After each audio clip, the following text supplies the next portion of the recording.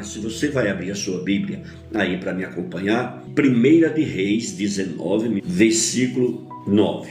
Amém? Cavernas da alma. Vamos aprender sobre isso hoje, que Deus tem uma grande lição para mim e para você sobre a caverna da alma. Amém? Nós vamos aprender sobre isso para que a gente venha verdadeiramente poder tirar fruto de tudo isso. Não é verdade? Amém? Glória a Deus. Fica firme, porque você vai ser abençoado. Deus vai derramar sobre a tua vida sabedoria, discernimento, entendimento. Amém? Porque muitas vezes, amado, o inimigo é astuto. Ele fica o tempo todo botando impaciência, insegurança. Vou para outro. Não faça isso. Fica firme. Amém? Somente aqueles que perseveram é os que vivem a vida eterna. Somente aqueles que permanecem firmes em Cristo. Porque aceitar Jesus, amados, todo dia tem gente aceitando a Cristo. Mas permanecer, aí somente quem verdadeiramente é convertido. Porque só fica em Cristo quem é convertido. Porque vai vir, amado, de chuva de todo lado para tentar te tirar do teu propósito. Vai te dar ansiedade, impaciência, vai incomodar você de todas as formas. Para quê? Para você não receber a verdade, porque o inimigo sabe que se você conhecer a verdade, e a verdade é o que? A palavra de Deus. Se você conhecer a verdade, conforme Jesus nos ensinou, a verdade nos libertará. Por isso que a gente precisa lutar para receber a palavra de Deus no todo. Você já viu a guerra espiritual que é quando a gente vai ler a Bíblia? A gente vai ler a Bíblia, aí dá sono, dá dor nas costas, tudo incomoda. Para quê? Para a gente não continuar. Aí às vezes a gente vai ler a palavra de Deus, aí começa a ler a palavra de Deus, daqui a pouco desiste. Não estou entendendo nada, vou largar a mão. E não pode ser assim. Olha, quando você estiver lendo a Bíblia, que você passar por algum problema parecido, o que é que você faz? Você ora ao Espírito Santo, fala com ele mesmo abertamente. Eu estou lendo isso aqui, mas eu não estou entendendo nada. Me revela para mim, Senhor, o que é que o Senhor quer falar comigo nessa palavra. Me deu discernimento, me deu entendimento. Você entendeu? Aí o que vai acontecer? Deus vai te abençoar e Deus vai te dar o entendimento. E com isso, o que vai acontecer? Você vai poder verdadeiramente usar a palavra de Deus de uma forma poderosa na tua vida. Amém? Veja bem, diz aí, 1 de Reis 19, 9. Ali entrou numa caverna, onde passou a noite, e eis que lhe veio a palavra do Senhor. Ele disse: que fazes aqui, Elias? Ele respondeu: tenho sido zeloso pelo Senhor, Deus dos exércitos, porque os filhos de Israel deixaram a tua aliança e derribaram os teus altares e mataram os teus profetas à espada, e eu fiquei só e procuram tirar-me a vida. Amados, a gente vê aqui nesses dois versículos, nesse texto e esse contexto, uma situação do qual Elias estava vivendo. Elias foi para uma caverna, ali ele foi se isolar, ali ele foi se esconder, ali ele foi verdadeiramente fazer com que ninguém soubesse que ele estava ali. E ali ele iria enfrentar uma solidão muito grande. Amados, muitas vezes o inimigo nos coloca nessa posição. Muitas vezes o inimigo nos leva ao medo, à insegurança. A gente fica acuado, a gente fica sem esperança, a gente fica sem uma direção. Por quê? Porque nós,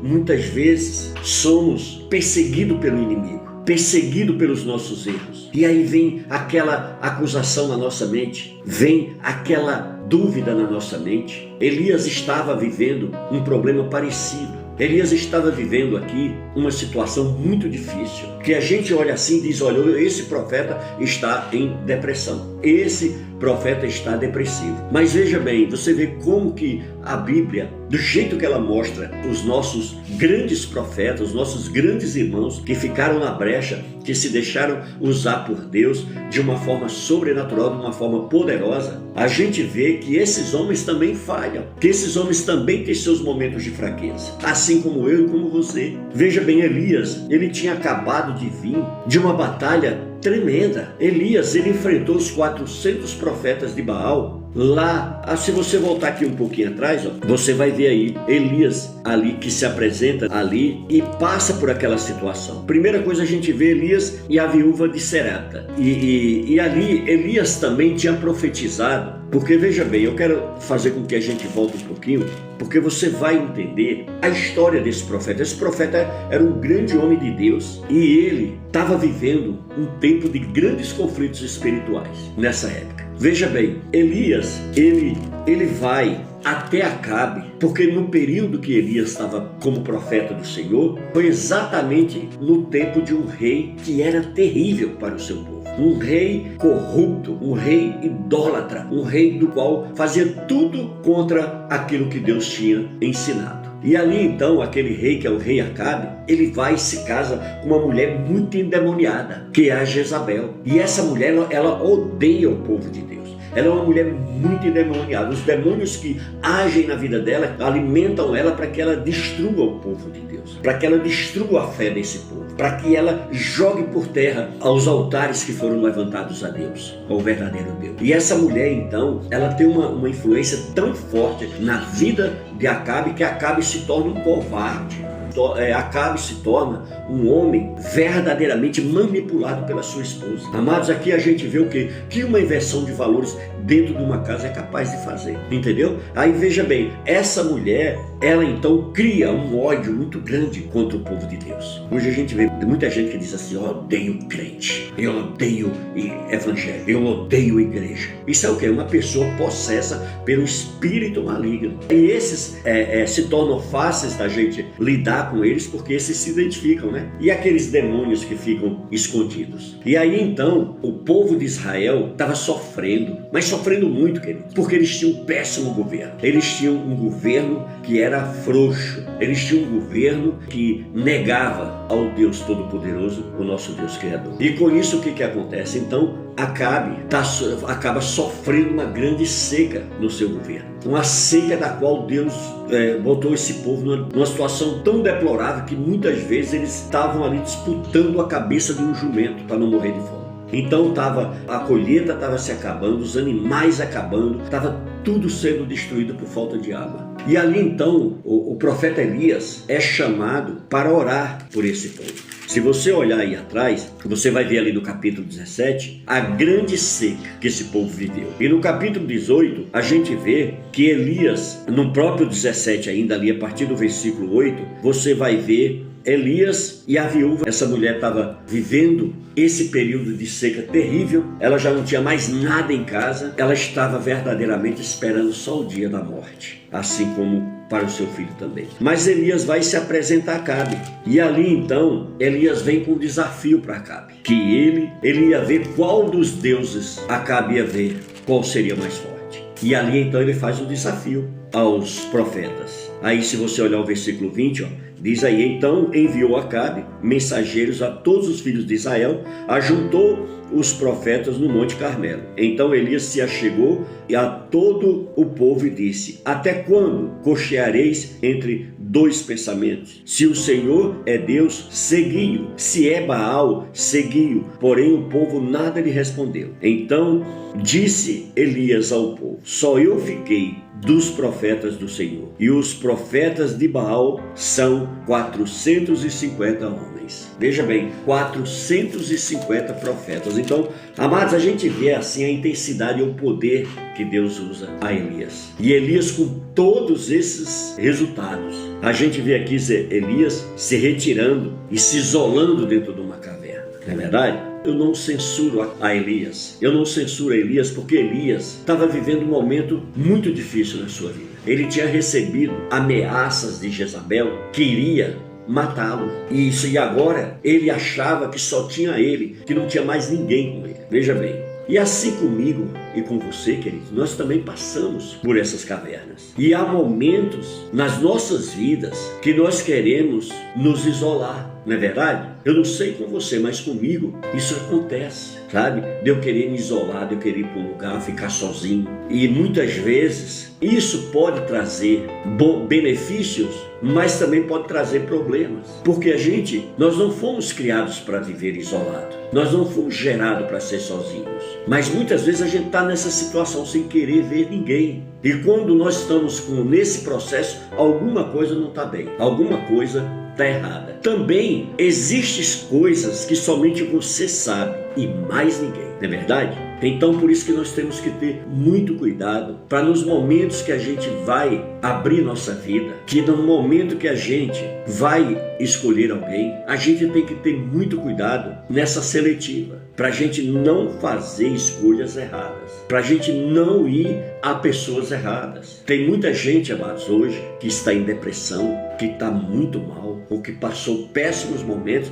porque abriu a sua intimidade, abriu a sua caverna para alguém que não tinha maturidade, que não tinha sabedoria, que não foi dirigida por Deus, e essa pessoa simplesmente pegou tudo que você guardava e colocou no ventilador. E aí todo mundo ficou sabendo. Não é verdade? Eu creio que tem pessoas que estão nessa situação. Olha só, é um cantinho profundo da nossa alma, onde a gente guarda os nossos segredos e que não conta para ninguém. Por isso que a gente tem que ter muito cuidado quando a gente vai abrir nossa intimidade. Esta é a caverna da alma humana, queridos, onde jogamos nossas tristezas, onde nós acumulamos nossos erros para ninguém ver, e de vez em quando fugimos para lá. Não é verdade? Quando lá chegamos, quem é que a gente encontra? Só nos encontramos com Deus. E Deus está lá conosco, mas muitas vezes a gente está tão mergulhado dentro desses problemas que a gente não consegue enxergar Deus, que a gente não consegue entender que ali Deus está conosco. E Deus, Ele nunca nos desampara, queridos.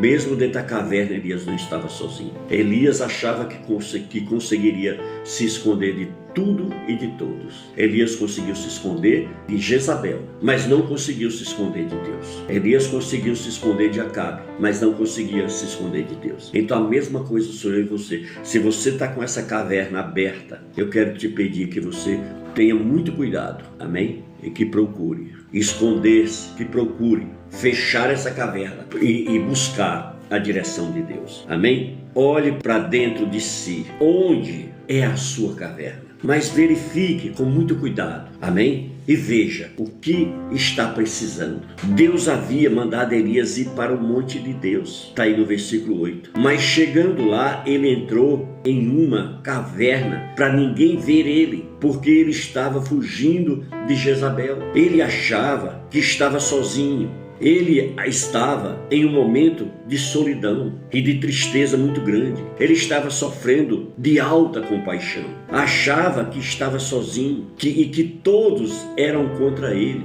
Mas o Senhor chega e pergunta a Elias 2 vezes: que fazes aqui, Elias? Você vai ver essa pergunta no versículo 9, que nós lemos, e também no versículo 13. Se você olhar aí, o 13 diz exatamente isso. Ouvindo, Elias envolveu o rosto no seu manto e saindo, pôs à entrada da caverna. Eis que lhe veio uma voz e lhe disse: que fazes aqui, Elias? Ou seja, Deus falou 2 vezes com Elias, porque Elias estava se escondendo, Elias estava passando por esses momentos difíceis. Mas o que você está fazendo nessa caverna? Essa é a pergunta que Deus entrega a mim e a você. Amados, basta a gente refletir sobre as ordens que Deus deu a Elias, a saber o que fazer quando nós estamos na caverna. Primeiro passo, nós precisamos sair dessa caverna, amém? Nós precisamos nos alinhar de novo a Deus. A gente está muitas vezes, quando a gente entra nessas cavernas, a gente fica totalmente perdidos. Uma grande bagunça, uma grande confusão na nossa mente. E aí a gente precisa sair fora de tudo isso. E a primeira coisa a fazer é o quê? Sair da caverna. Amém? No versículo 11 aí, disse-lhe Deus: sai e põe-te neste monte perante o Senhor. E eis que passava o Senhor, e um grande e forte vento fendia os montes e despedaçava as penhas diante do Senhor, porém o Senhor não estava no vento. Depois do vento, um terremoto, mas o Senhor não estava no terremoto. Veja bem, já viu aquela hora que você ora, busca a Deus, mas você não consegue ter respostas? Que você não consegue ouvir, que parece que Deus nos abandonou, parece que está tudo tão difícil, não é verdade? Muitas vezes a gente se encontra assim, e aí a gente se esconde, a gente se isola, porque a gente diz até: Deus se esqueceu de mim, mas não, amado. Elias havia ido até ali para subir ao monte e se encontrar com Deus, e não podia desanimar. Logo neste momento ele não podia. Você entendeu? Então, queridos, em nome de Jesus, você tem que entender que não podemos ficar fora do monte de Deus. E qual é o monte? O monte do Senhor, hoje para mim, para você, dentro dessa direção do Senhor, é a nossa igreja. Nós precisamos congregar, nós precisamos para ter um lugar onde a gente tenha um lugar de oração, onde a gente tenha um lugar para oferecer o nosso culto a Deus, onde a gente tenha um lugar onde a gente possa ali juntos fazermos propósito de oração e estarmos juntos. Por quê? Porque Deus nos criou para a gente viver, estarmos juntos. O Senhor olha para o homem e diz: não é bom que o homem esteja só, far-lhe-ei uma ajudadora, uma auxiliadora. E a dali, amados, por que Deus tomou essa atitude? Porque Ele sabe que nem eu nem você não fomos gerados, não fomos criados por Ele para viver sozinho. E quando nós nos colocamos nessa posição, a gente se torna pessoas amargas, azedas, tóxicas. Não é verdade? Então por isso que nós precisamos ter uma aliança. A palavra do Senhor lá em Hebreus 10, 25 é bastante claro, amados. O Senhor nos dá uma ordem ali que nós não podemos ficar sem congregar, como é costume de alguns. Então nós precisamos ter isso como um objetivo na nossa vida, amém? Ter um momento para a gente cultuar a Deus. Ali não era o lugar que Deus queria que Elias estivesse. A caverna é um lugar de medo, é um lugar onde muitas vezes as pessoas se tornam covardes. Então Deus não quer que eu e você estejamos isolados, estejamos aí morando dentro de uma caverna, porque a gente acaba se tornando uma presa fácil para o nosso adversário, meus amados. Quantas vezes em nossas vidas, na hora dos problemas, em vez da gente avançar, muitas vezes a gente recua e nos escondemos. Muitas vezes isso acontece, amado. A gente se esconde, a gente se acovarda, a gente, olha, nós fomos chamados para lutar, nós fomos chamados para guerrear e muitas vezes a gente está nessa situação. Veja bem, Elias viu um forte vento e ali era aquele terremoto, logo em seguida ele vê o fogo, mas o Senhor não estava em nenhum deles. Mas quando surgiu o ciclo tranquilo e suave, uma brisa leve, que está aí no versículo 11 e 12, olha que lindo, ó, aqui, ó, no versículo 12 diz: depois de terremoto, um fogo, mas o Senhor não estava no fogo, e depois do fogo, um cílio tranquilo e suave. Viu aí? Deus falou com ele. Nós precisamos, amados, ouvir a voz de Deus. Deus, olha, Ele deixou a sua palavra toda registrada para mim e para você. Esta palavra, ela é suficiente para mim e para a sua salvação. Muitas vezes a gente fica tentando se aprofundar em conhecimentos humanos, em ensinamentos humanos, e nós esquecemos de nos aprofundar na palavra de Deus, regada pela oração, pelo jejum e pela adoração. E muitas vezes a gente perde a nossa comunhão com Deus porque nós nos isolamos, a gente para de fazer as coisas do jeito de Deus e a gente acaba metendo as mãos pelos pés, não é verdade? Às vezes nós queremos ter uma experiência em Deus que seja sobrenatural, mas o que Deus quer é ter o quê? Um relacionamento diário com você. Não se contente apenas a um movimento,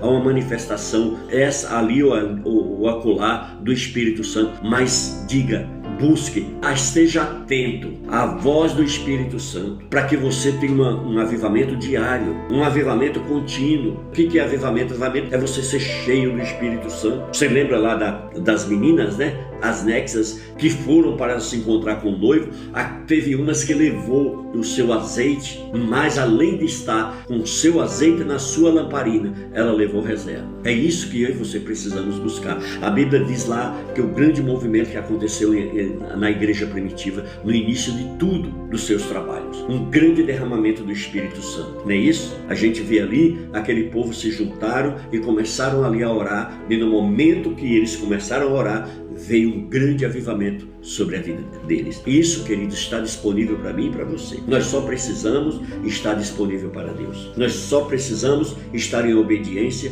e submissão a Deus. Amém? Você está me entendendo? Então, queridos, é isso. Às vezes nós queremos ter uma experiência com Deus que seja sobrenatural, mas Deus, Ele quer um relacionamento diário comigo e com você. Não fique procurando Deus em coisas grandes. Procure também nas pequenas e você achará. Amém? Nas coisas mais insignificantes, para mim e para você, mas são significantes para Deus. Então só depende de nós querermos, só depende de nós buscarmos.